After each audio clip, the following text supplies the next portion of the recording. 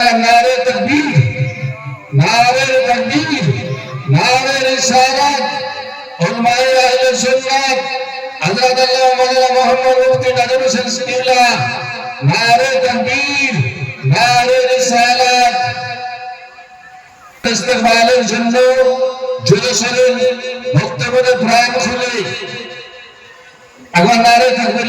আসসালামু আলাইকুম ওয়া রাহমাতুল্লাহি তাআলা ওয়া বারাকাতুহু। আলহামদুলিল্লাহিল্লাযী আবদা'আল ফালাকা ওয়াল আরদিন والصلاة والسلام على ما كان نبيا وآدم بين الماء والطين وعلى آله وأصحابه أجمعين. أما بعد فأعوذ بالله من الشيطان الرجيم وببركة بسم الله الرحمن الرحيم. لتؤمنوا بالله ورسوله وتعذروه وتؤخروه وتسبحوه بكرة وأصيلا. آمنت بالله صدق الله العظيم وصدق رسوله النبي الكريم ونحن على ذلك لمن الشاهدين والشاكرين والحمد لله رب العالمين. الله رب محمد صلى الله عليه وسلم نحن عباد محمد صلى الله عليه وسلم. اللهم صل وسلم وبارك على سيدنا ومولانا محمد معدن الجود والكرم منبع العلم والحلم والحكام وآله وصحابه وبارك وسلم. صلوا عليه صلاة وسلاما عليك يا رسول الله. صلوا عليه صلاة وسلاما عليك يا حبيب الله সাল্লাল্লাহু তাআলা আলাইহি ওয়াসাল্লাম। সভার সঞ্চালক কিবলা ও দিদার উলামায়ে আহলুস সুন্নাহ ও বিরাদনে ইসলাম ও পর্দা নশীন ইসলামিক মা ও ভগ্নীগণ, আলহামদুলিল্লাহ, যাবতীয় প্রশংসা মহান স্রষ্টা, সর্বদ্রষ্টা, সর্বনিয়ন্তা, রিজক দাতা, পালন কর্তা জাল্লা জালালুহু আম্মা নওয়ালুহু সুবহানাহু তাআলার জন্য। অতঃপর হুজুরে আকরাম, রহমতে আলম, নূরে মুজাসসাম, নবী মুআজ্জম, রাসূলে আকরাম, সাহিবে জুদ ও করম, মালিক ও হাল্লু হারাম, মাদানির তাজদার, মক্কির সরকার, সাইয়্যিদে আবরার ওয়া খিয়ার, সাইয়্যিদুল মুরসালিন, খাতামুন নবিয়্যিন, আনিসুল গারিবিন, মুরাদুল মুস্তাকিন, নবী মুহাম্মদুর রাসূলুল্লাহ সাল্লাল্লাহু তাআলা আলাইহি ওয়াসাল্লাম পয়গম্বরকে হাজির ওয়া নাজির, ইলমে গায়বের সংবাদদাতা, আলিমে মাকানা ওয়া মা ইয়াকুনের খবরদাতা, জীবিত নবী, হায়াতুন নবী, নূরের নবী, শাফাআতকারী নবী, রহমাতুল লিল আলামিন নবী মনে করে একবার উচ্চ সহকারে ভক্তি ভরে প্রাণ খুলে সুমধুর কণ্ঠে পবিত্র মেহফিলে দরুদ শরীফের নজরানা পেশ করুন। আল্লাহুম্মা সাইয়্যিদিনা মাওলানা মুহাম্মদ ওয়া আলা আলিহি মাওলানা মুহাম্মদ সাল্লাল্লাহু আলা মুহাম্মাদিন সাল্লাল্লাহু আলা মুহাম্মদ হরদম ज़बान पाक नामे मुहम्मद हरदम ज़बान शफीआना मुहम्मद सल्लल्लाहु ताला अलैहि वसल्लम। बिरादान इस्लाम, जिनारा এখন পর্যন্ত এদিকে ওদিকে ঘোরাফেরা করছেন, আপনাদের নিকটে আমার বড় জোরে অনুরোধ, বাজারে হাটে ঘাটে ঘোরাফেরা না করে আমাদের স্টেজের সামনে চলে আসুন। কোরআন শরীফ খোদার কালাম। রব্বুল আলামিন বলেন, লিতুমিনু বিল্লাহি ওয়া রাসূলিহি, হে মানব সম্প্রদায়, তোমরা আল্লাহ ও তার রাসূলের উপর ঈমান আনয়ন করো। ওয়া তুআযিরুহু, এবং রাসূলের মহত্ব বর্ণনা ও তার প্রতি সম্মান প্রদর্শন করো। ওয়া তুসাব্বিহুহু বুকরাতাও ওয়া আসীলা, এবং সকাল সন্ধ্যা আল্লাহর পবিত্রতা ঘোষণা করো। জোরে বলেন সুবহানাল্লাহ। তাহলে এই আয়াত থেকে সুস্পষ্টভাবে দিবালোকের ন্যায় প্রমাণ হয় যে আল্লাহ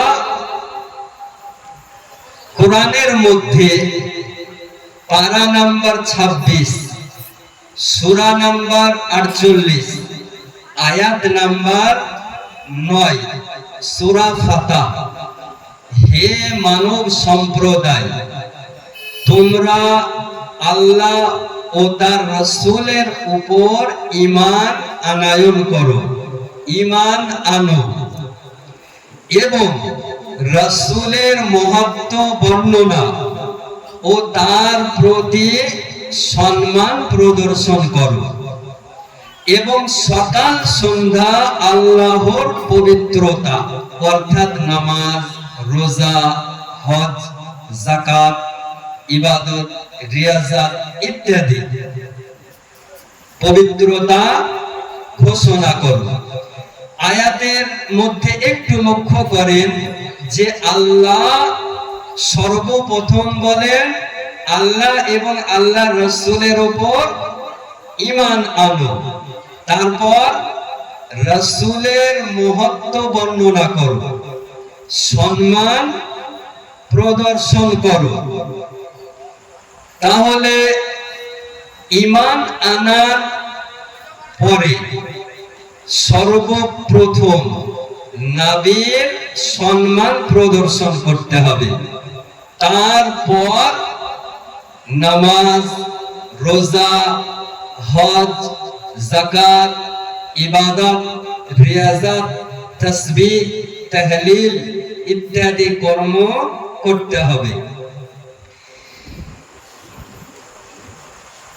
ঈমান আনার পর রব্বুল আলামিন নিজ মেহবুবে পাক সাল্লাল্লাহু তাআলা আলাইহি ওয়াসাল্লামের সম্মান প্রদর্শন করতে বলেছেন, তারপর নামাজ, রোজা। তাহলে নবীর সম্মান আগে নাকি গো? একটু জোরে বলেন। নবীর সম্মান আগে, নামাজ পরে। নবীর সম্মান আগে, রোজা পরে। নবীর সম্মান আগে, হজ ও যাকাত পরে। নবীর সম্মান আগে, ইবাদত ও রিয়াজাত পরে। আপনি বলবেন মুফতি সাহেব কেমন করে হতে পারে নামাজ পরে আর নবীর সম্মান সর্বপ্রথম। তো আপনাকে আমি বলতে চাই, আজকে যদি নামাজকে বুঝতে হয় সর্বপ্রথম নবীকে বুঝতে হবে, আজকে যদি হজকে বুঝতে হয় সর্বপ্রথম নবীকে বুঝতে হবে, আজকে ইবাদত ও রিয়াজতকে যদি বুঝতে হয় সর্বপ্রথম নবীকে বুঝতে হবে, আজকে যদি রোজাকে বুঝতে হয় তো সর্বপ্রথম আমার নবীকে বুঝতে হবে। এক কথায় কসম খোদার, খোদাকে যদি বুঝতে হয় সর্বপ্রথম নবীকে বুঝতে হবে। জোরে সুবহানাল্লাহ হবে না? তাহলে নবী হলেন আমাদের ঈমান, আর নামাজ হলো আমল। কোন অমুসলিমের উপর নামাজ, রোজা, হজ, যাকাত ফরজ নয়, নাকি গো? ঈমান আগে, ঈমান যদি থাকে তার উপর নামাজ ফরজ, তার উপর রোজা ফরজ, তার উপর হজ ও যাকাত ফরজ। আর যদি ঈমানই না থাকে তাহলে তার উপর এই সমস্ত ইবাদত ফরজ নয়। ও যত বড় ডক্টর হোক না কেন, ও যত বড় মাস্টার হোক না কেন, ও যত বড় আজহারি হোক না কেন, ও যত বড় মাদানি হোক না কেন, যদি নবীর সম্মান প্রদর্শন না করে তাহলে ভাবতে হবে এর ঈমান নষ্ট হয়ে গিয়েছে। এই যত বড়ই নামাজি হোক না কেন এর নামাজ কবুল হবে না। হবে? তাহলে ঈমানের কথা আগে বলতে হবে, নাকি? তারপর নামাজের কথা। ঈমানের কথা আগে, তারপর রোজার কথা বলতে হবে।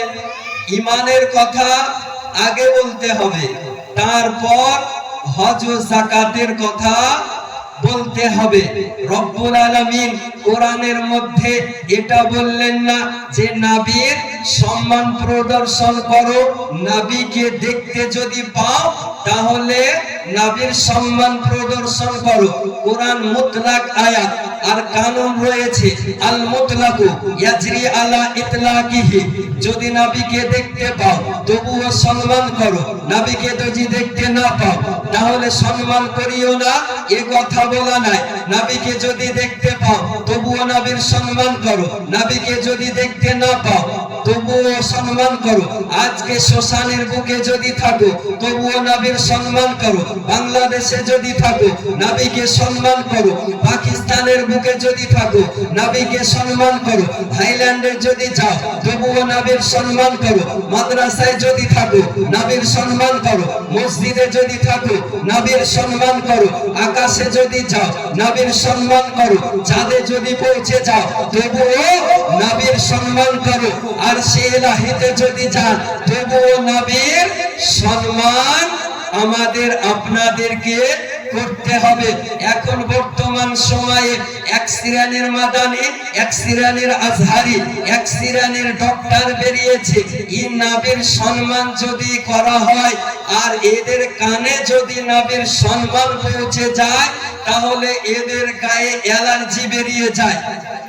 এদের মনে রাখা দরকার, এদের জেনে রাখা দরকার যে আল্লাহ রব্বুল আলামিন স্বয়ং আমার নবীর সম্মান প্রদর্শন করতে বলেছেন। এখন কোন যদি মোল্লা, কোন মুন্সি, কোন আজহারি, কোন ডক্টর নবীর সম্মান ছোট করতে চায় তাহলে পারবে? জোরে বলেন। তাহলে কোন মোল্লার দ্বারায়, কোন মুন্সির দ্বারায়, কোন ডক্টরের দ্বারায়, কোন আজহারির দ্বারায় নবীর সম্মান ছোট করা সম্ভব নয়।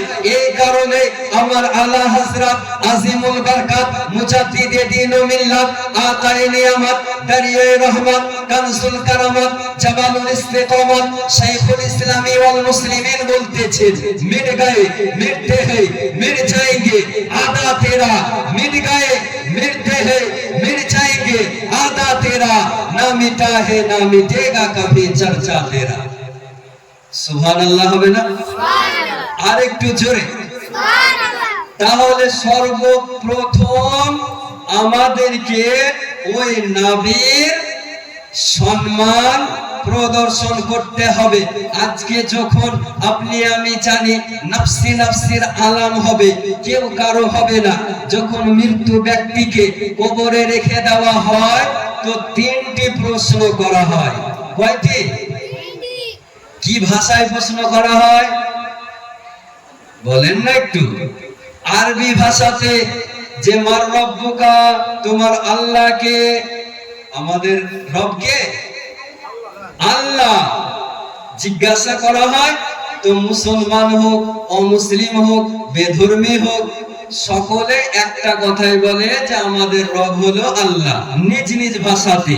কেউ ভগবান বলে, কে ঈশ্বর বলে, ইত্যাদি, কিন্তু একজনকে মান্য করে নাকি গো।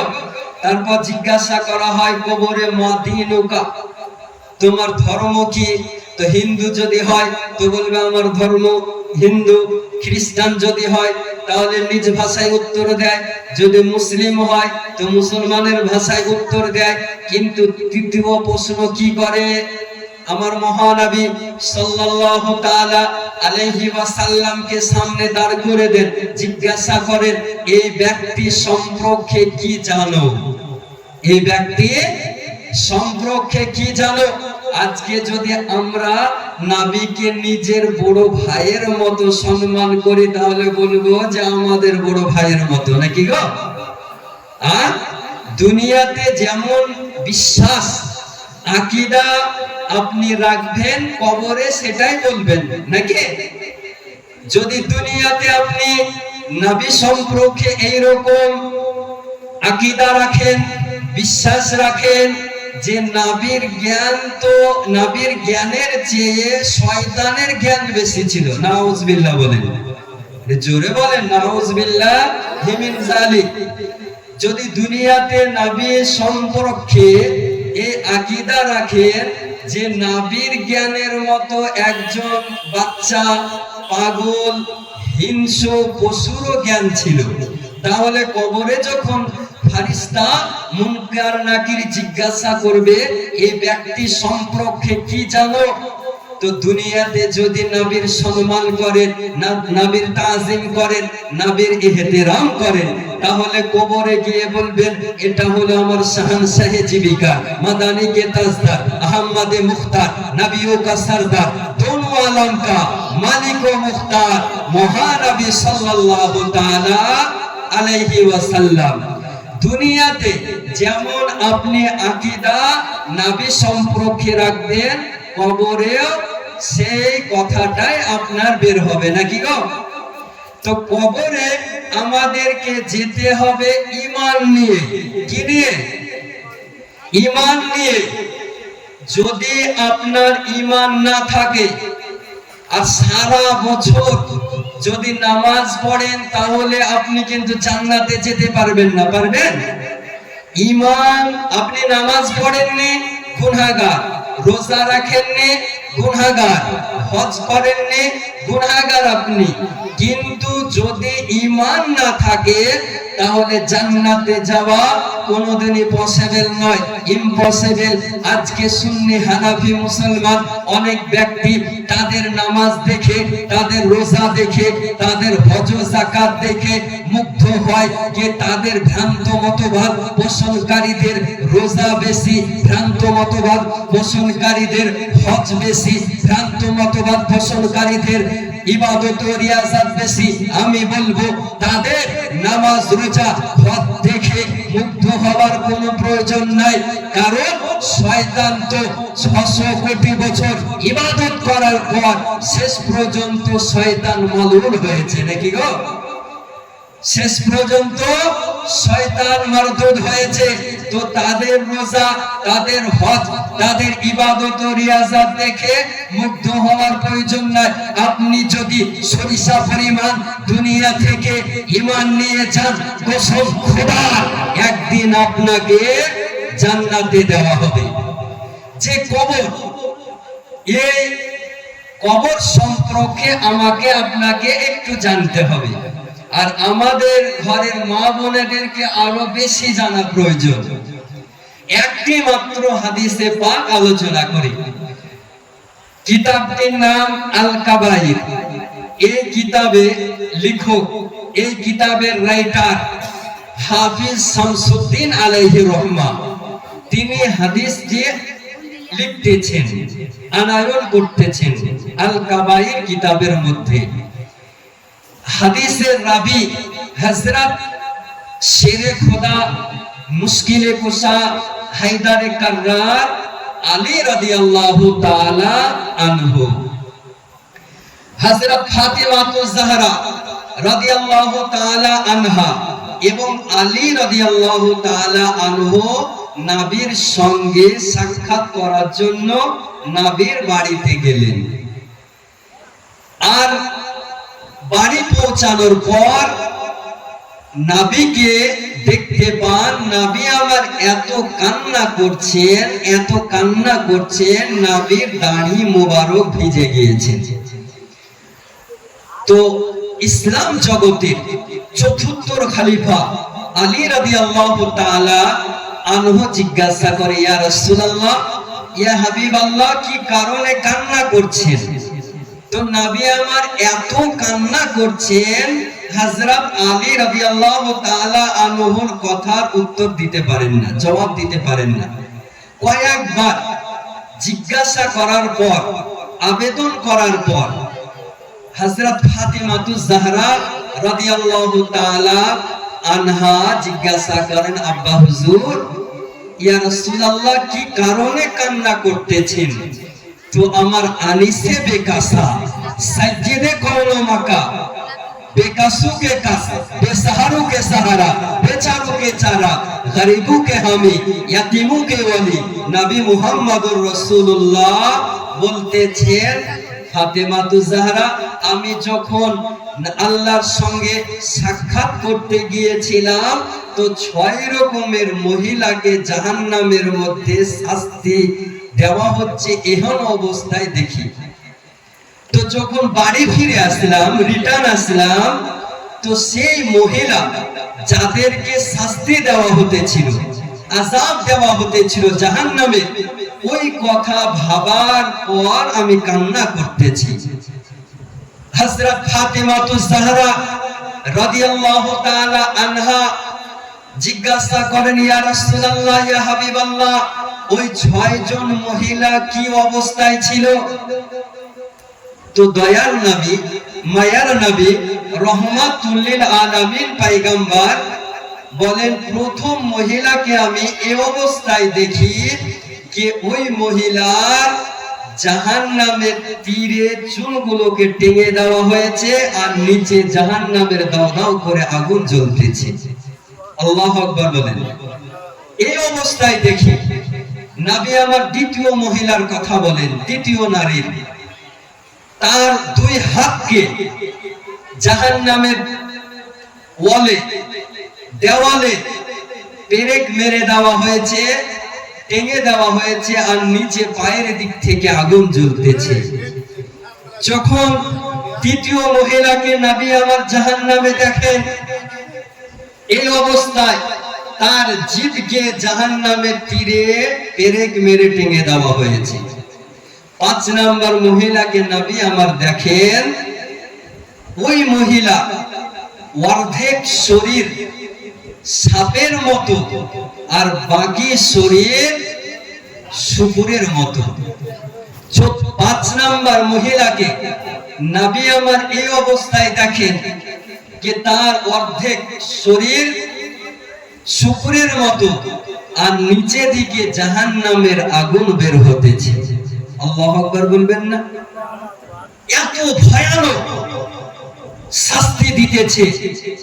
তো নবী আমার ফাতেমাতুজ জাহরা রাদিয়াল্লাহু তাআলা আনহাকে বললেন, এর বিস্তারিত গালগাত নামক স্থানে একটি মানুষ কবরস্থানে চলে যাচ্ছে। আপনারা আমরা সাবাখানার পাশে দিয়ে যাই না, তো ওই ব্যক্তি কবরস্থানের পাশে দিয়ে চলে যাচ্ছে। তো কবর থেকে একটি ভয়ানক শব্দ ভেসে আসছে। কি শব্দ? যে কবর থেকে এই শব্দ ভেসে আসছে যে আমি জীবিত আছি, আমি জিন্দা আছি, আমাকে কবর থেকে বের করো। আচ্ছা বলেন আপনি আমি যদি এরকম আওয়াজ শুনি তাহলে আপনার আমার ঘুম হবে কি? কবর থেকে এরকম মরা মানুষের কাছ থেকে কি করে আওয়াজ আসতে পারে? তো ওই ব্যক্তি একটু চিন্তায় চিন্তিত যে কবরস্থান থেকে কি করে আওয়াজ আসতে পারে, কবর থেকে কি করে শব্দ ভেসে আসতে পারে। তো ওই ব্যক্তি একটু কান লাগিয়ে কবরে শুনছে আওয়াজ আসে কিনা সত্যি। তো কবরে যখন ওই ব্যক্তি কান লাগিয়ে শুনছিল, তো হ্যাঁ সত্যি কবর থেকে আওয়াজ শব্দ ভেসে আসছে, আমি জীবিত আছি, আমাকে বের করো। তো কবর থেকে কেউ যদি কবরে জীবিত থাকে, বের করার হুকুম আছে না নাই?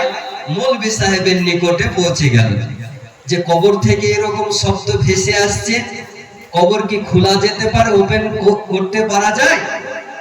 মৌলভী সাহেবের নিকটে ফতোয়া জিজ্ঞাসা করতে গেলেন।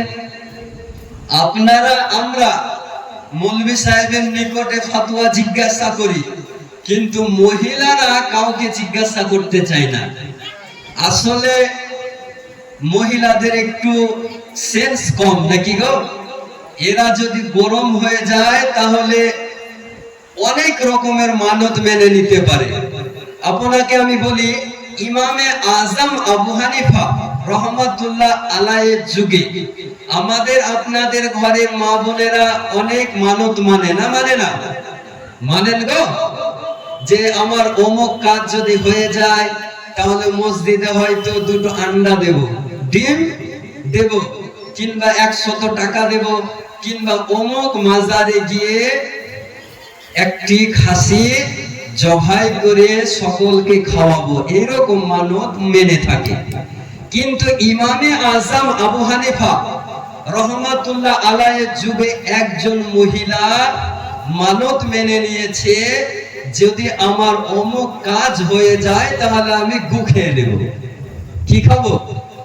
মানে এরা যদি গরম হয়, মেয়েদের একটু হাঁটুর নিচে বুদ্ধি থাকে, তো জোশে হোশ খেয়ে নিয়েছে, বলছে আমার অমুক কাজ যদি হয়ে যায় তাহলে আমি লেট্রিন গু খেয়ে নেব। আর কি খেতে পারবে? কয়েক বছর পর মানত মেনে নিয়েছে, সব ওই কাজ হয়ে গিয়েছে। স্বপ্নে দেখে তুমি যে অমুক দিন মানত মেনেছিলে, অমুক কাজ হয়ে গেলে গু খেয়ে নেবে। স্বপ্নে দেখার পর সঙ্গে সঙ্গে ইমামে আজম আবু হানিফা রাদিয়াল্লাহু তাআলা আনহুর নিকটে পৌঁছে যায়।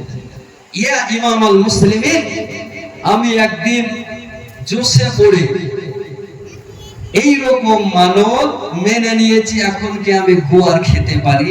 আচ্ছা গু খেলে কেউ বাঁচবে? এখন সোশ্যাল মিডিয়ায় অনেক অন্ধ ভক্ত দেখতে পাওয়া যাচ্ছে যে গোবর খেতেছে, দেখেন না? যারা গোমাতা, যারা গরুকে মাতা বলে আখ্যায়িত করে, এরা সোশ্যাল মিডিয়ায় দেখছি যে গোবর দিয়ে রুটি খাচ্ছে, গোবর দিয়ে মানুষকে দেখাচ্ছে।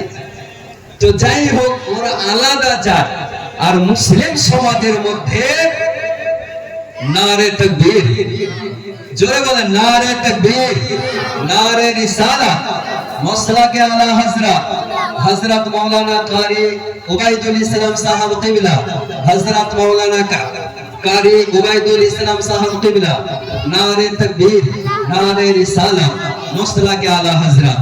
বিরাদারে ইসলাম, বক্তা সাহেব চলে এসেছেন, আপনাদের মূল্যবান সময় নষ্ট করব না, কয়েক মিনিট। ওই মহিলা ইমামে আজম আবু হানিফার নিকটে পৌঁছে গিয়েছে। তো ইমামে আজম, এই ভাই এদিকে ওদের তাকায়েন না, কয়েক মিনিট আপনাদের গভীর মনোযোগ চাইবে। ওই মহিলাকে ইমামুল মুসলিমিন ইমামে আজম আবু হানিফা রাদিয়াল্লাহু তাআলা আনহু ফয়সালা দিতেছেন, একটু মনোযোগ সহকারে শুনবেন। ইমামে আজম বলতেছেন, এই রকম মানত মেনে নিয়েছো, আচ্ছা বলো তোমাদের বাড়ির পাশে, তোমাদের ঘরের পাশে এই রকম ব্যক্তি আছে যে ব্যক্তি সুদ খায়, যে ব্যক্তি সুদ খায়, ওই সুদখোরের বাড়িতে তুমি গিয়ে এক লিমালা ভাত খেয়ে নিবে, তোমার গু খাওয়া মানত পূর্ণ হয়ে যাবে। তাহলে এখান থেকে দিবালোকের ন্যায় বোঝা যায়, প্রমাণিত হয় যে সুদখোরের বাড়িতে খাওয়া মানে হলো গু খাওয়া সমতুল্য। তাহলে সুদখোরের বাড়িতে খাবেন? মনে হয় খাবেন গো, মনে হয়েছে গো, খাবেন যে না মুসলমান। যদি আপনি প্রকাশ্যে গু না খেতে পারেন তাহলে সুদখোরের বাড়িতে খাওয়া যাবে না। তো আপনাকে আমি বলতেছিলাম, ওই মহিলা কবর, ওই মানুষ কবরের কাছ থেকে যখন চলে যাচ্ছে তো কবর থেকে একটি শব্দ ভেসে আসছে। মাওলানা সাহেবের নিকটে ফতোয়া জিজ্ঞাসা করার পর বলে কবর খোলা হোক। কবর খোলা হলো তো কবরের মধ্যে দেখতে পাচ্ছি একজন মহিলা উলঙ্গ অবস্থায় বসে রয়েছে। আল্লাহু আকবার বলেন। উলঙ্গ অবস্থায়, তার শরীরে, তার বডিতে কোন রকমের পোশাক নেই। ওই মহিলা বলতেছে, অমুক জায়গা আমার বাড়ি, আমার বাড়িতে যাও, যাওয়ার পর আমার পোশাক নিয়ে এসো, আমি পোশাক পরিধান করব। কয়েকজন মানুষ মিলে তাদের বাড়ি যাওয়া হলো। যাওয়ার পর তার পোশাক নিয়ে এসে কবরে ফেলে দেওয়া হলো। পোশাক পরিধান করার পর ওই মহিলা বাড়ির দিকে ছুটতে আরম্ভ করলো, দৌড়াতে আরম্ভ করলো। এইদিকে গ্রামবাসী তার পিছে পিছে দৌড়াতে আরম্ভ করলো। ওই মহিলা বাড়িতে গিয়ে ঘরের মধ্যে শিকল বন্ধ করে দিল। তো গ্রামবাসী পিছে পিছে যেতে যেতে তার বাড়ি পৌঁছে গেল। শিকল কপাট দরজার নিকটে গিয়ে জিজ্ঞাসা করে, তুমি উলঙ্গ অবস্থায় ছিলে, কি অবস্থায় ছিলে তা তো জানি না, কিন্তু তোমাকে পোশাক দেওয়া হলো, তুমি পোশাক পরিধান করে কিছু না বলে বাড়ি ছুটতে আরম্ভ করলে, তোমার দরজাটা খুলো, কি অবস্থা একটু দেখতে চাই। তো সেই মহিলা কবর থেকে যে দৌড়ে ঘরে প্রবেশ করলো, ওই মহিলা বলতেছে যে আমার অবস্থা এত খারাপ যে আমাকে সহ্য করতে পারবেন না। আপনাদের মধ্যে কেউ যদি সাহসী ব্যক্তি থাকে, ধৈর্যশীল ব্যক্তি থাকে, তো ওই ব্যক্তি আমাকে দেখতে পারে। আপনি আমি জানি যে আমাদের গ্রামগঞ্জে দু একটা মোড়ল মতো খুব সাহসী ব্যক্তি থাকে, থাকে না? তো দুজন ব্যক্তি বলতেছে যে আমরা সাহসী ব্যক্তি আছি, তুমি শিকল খোলো, তুমি কি অবস্থায় আছো দেখতে চাই। তো ওই মহিলা শিকল খুলে দিল। যখন সেই মহিলার মাথা থেকে কাপড় সরানো হয় তো তার মাথায় একটাও চুল নাই, মগজ দেখতে পাওয়া যাচ্ছে। আল্লাহু আকবার বলেন। এত ভয়ানক চেহারা। মহিলাকে জিজ্ঞাসা করা হলো, কি মানে ওর এই অবস্থা কেন? তো মহিলা বলতেছে, আর বলবেন না, যখন আমি পৃথিবীতে জগতে বেঁচে ছিলাম তখন মানুষের নিকটে এই মাথার চুলে শ্যাম্পু ব্যবহার করে পরপুরুষকে সুগন্ধি শুঙাতাম, আর ইন্তেকালের পর কবরে যাওয়ার পর আল্লাহর ফেরেশতা আমার চুলগুলোকে টেনে টেনে ছিঁড়ে নিয়েছে। আল্লাহু আকবার বলতে হবে। যখন তার মুখের কাপড় সরানো হয় তো তার ঠোঁটগুলো নেই, বড় বড় দাঁত দেখতে পাওয়া যাচ্ছে। ওই দুইজন মোড়ল জিজ্ঞাসা করে, তোমার এই অবস্থা কেন? তো মহিলা বলতেছে, যখন আমি যুবতী ছিলাম তো কি বলে এটাকে, বলেন ঠোঁট পালিশ ব্যবহার করতাম, আর পরপুরুষকে দেখাতাম। যখন আল্লাহ আমার ইন্তেকাল আল্লাহর হুকুমে হয়ে যায় তো কবরে যাওয়ার পর ফেরেশতা জাহান্নামের কাঁচি দিয়ে আমার ঠোঁটগুলোকে কেটে নিয়েছে। যখন তার হাতের কাপড় সরানো হয় তো একটা নখ নেই। বলে এই অবস্থা কেন? বলে আর বলবেন না, যখন আমি যুবতী ছিলাম, ইয়াং ছিলাম, তো আমি 5 আঙ্গুলে 5 রকমের নেল পালিশ ব্যবহার করতাম, আর আল্লাহর ফেরেশতা কবরে যাওয়ার পর আমার নখগুলোকে জাহান্নামের কাঁচি দিয়ে কেটে নিয়েছে। এই বলে ওই মহিলা পুনরায় ইন্তেকাল হয়ে যায়। আপনাকে আমি বলতে চাই যে আপনি বলবেন যে মৃত্যু ব্যক্তি কিভাবে জীবিত হতে পারে আর কিভাবে পুনরায় ইন্তেকাল হতে পারে। হাফিজ শামসুদ্দিন আলাইহি রহমা তিনার রচিত গ্রন্থ আল কাবাইরের মধ্যে এই রকম কয়েকটি ঘটনা মানুষের শিক্ষার জন্য। যখন মানুষ খোদাকে খোদা বলে ভুলে যাবে, যখন আল্লাহকে আল্লাহ বলে ভুলে যাবে, তখন এই রকম শিক্ষার জন্য যুগে যুগে ঘটনা ঘটতে থাকে। সুবহানাল্লাহ।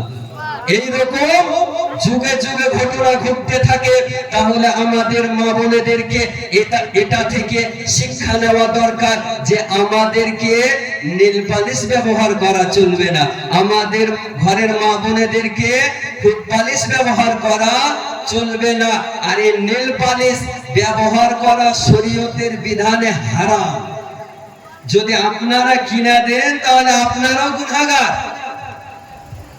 আজকে আপনি আমি জানি, কালকে আমাদের হযরত মাওলানা জীবনী গায়ক হযরত আল্লামা উবাইদুল ইসলাম সাহেব কিবলা বলতে ছিলেন যে একজন মহিলা যখন জাহান্নামে যাবে তো তার পিছনে 4 জন পুরুষকে জাহান্নামে যেতে হবে। কজন? 4 জন পুরুষকে। আপনি বলবেন যে আমি তো নামাজ পড়ি, আমার মেয়ে, আমার স্ত্রী, আমার বোন, আমার আত্মীয় স্বজন বেপরদায় চলে, তাহলে আমি নামাজ পড়ার পর আমি কেন জাহান্নামে যাব? আমার স্ত্রী বেপরদা চলতে পারে, আমি তো হজ করেছি, আমি কেন জাহান্নামে যাব? একটু মনোযোগ চাইবো আপনাদের। যখন কিয়ামতের ময়দানে একজন মহিলার জাহান্নামের ফয়সালা হয়ে যাবে, যাও জাহান্নামে চলে যাও, ওই মহিলা বলবে আল্লাহ পরওয়ারদিগারে আলম, আমি জাহান্নামে যেতে চাই না। আল্লাহ জিজ্ঞাসা করবেন কেন জাহান্নামে যেতে চাও না? ওই মহিলা বলবে যে আমি জাহান্নামে যাব না, সর্বপ্রথম আমার বাবাকে ডাকা হোক। তার বাবাকে ডাকা হবে, বলে আমার ভাইকে ডাকা হোক, তার ভাইকে ডাকা হবে, বলে আমার সন্তানকে ডাকা হোক, তার সন্তানকে ডাকা হবে, বলে আমার স্বামীকে ডাকা হোক, তার স্বামীকে ডাকা হবে। তো একজন মহিলার কারণে 4 জন পুরুষকে জাহান্নামে যেতে হবে। যাই হোক, সময় অনেক হয়ে গেছে, আপনাদের মূল্যবান সময় নষ্ট না করে আমাদের জীবনী গায়ক হযরত আল্লামা কারি মাওলানা উবাইদুল ইসলাম সাহেব কিবলা মাদ্দাজিল্লাহুল আলির ইস্তেকবালের জন্য একবার জোরে সোরে নারা লাগান, নারে তাকবীর। এত আস্তে বললে বক্তা সাহেব বলবে কি করে? আপনি যেমন জোরে বলবেন বক্তা সাহেব তেমনই জোরে বলবে। জোরে লাগান, নারে তাকবীর, নারে রিসালাত, মাসলাকে আলা হযরত মাওলানা কারি উবাইদুল ইসলাম সাহেব কিবলা। নারে তাকবীর, নারে